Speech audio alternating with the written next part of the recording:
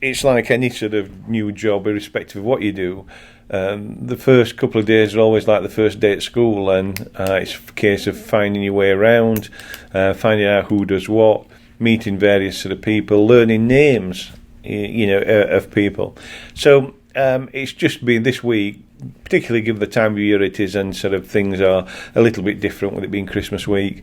Then it's just a case of finding my way around the place. But as I said, so far, no issues. Now, of course, for the older fans, they'll realise that you're no stranger to Chesterfield, with some history going back to the Saltergate days. That's right, yeah. Many fans will remember that back in, I think it was about 2000, I was working at the Football Association, conducting all their investigations for them, and I was the lead investigator on the Darren Brown era, which subsequently brought his regime crashing down. I'd like to think that I had an impact in the saving of the club at that time, and opened the door for the Supporters Trust to take it over. And then since that time, on an ad hoc basis, I've been contacted occasionally to conduct representation with my other hat on, because once I left the FA, I sort of conducted representation for participants in the game, and have represented the club on a couple of occasions in regard to sort of the use of ineligible players during games.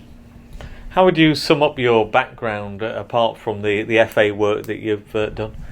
Well, I've been involved in this industry now sort of over 20 years, and before that I did over 20 years as a detective with South Yorkshire Police. But in my football experience, I've done national chairman of the Football Supporters Association. I've worked on the Labour government's football task force, working with the government on putting together reports on racism, commercialism, disablement, grassroots initiatives in football. I've worked within professional football clubs, and I've represented in terms of representation issues for disciplinary issues over 50 clubs, professional clubs in the country, including people like Sir Alex Ferguson half a dozen times, Rafa Benitez, David Moyes, so some very high profile names, as well as some lower league clubs. So you talked about your role with the Football Supporters organisation. So that is something that you're particularly interested in. The relationship between the club and supporters. Yeah, it's always a good role for a club to have is a strong relationship with their supporters. And when things are going well in the football club, you're top of the league, or you're pushing for promotion, or you're sort of having a good run in the cup, then it's easy for clubs and supporters to get on most occasions. But when things aren't going so well, and you're at the bottom of the league and you're struggling and you've had bad financial results or the like, then it's much harder. And what you have to recognise is that despite the fact that things aren't going well on the field, the staff behind the scenes still have to continue and still have to sort of push the reputation of the club, and still have to work for the benefit of the supporters and for the day-to-day running of the club.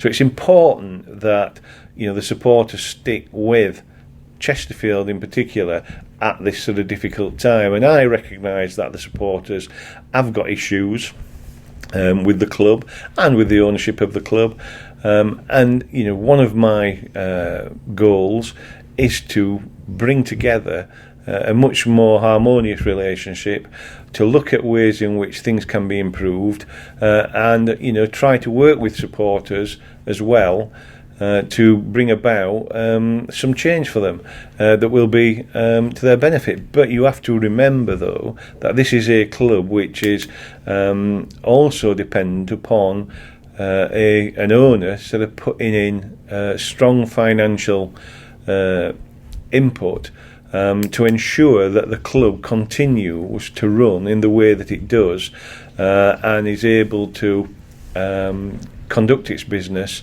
to in its efforts to try to get back to the Football League. So in terms of engagement with supporters, how do you intend to do that? Well, already this week I've been in touch with individuals who have been at the forefront of campaigns and fan representation. I will be meeting with them later this week, and I think it's a case of listening to what they have to say and what the real issues that they see, because it may well be that there are some issues which they have in private conversations that can be dealt with quickly and swiftly, but some other things will be more complex, more deep-rooted, and will have to sort of be dealt with over a period of time.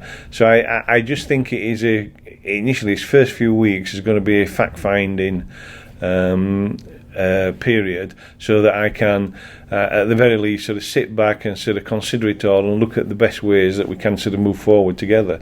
But I do want to get them on side with me so that we can sort of at least have a good relationship. And whilst we may have a difference of opinions on some things, that doesn't mean to say that we can't work together.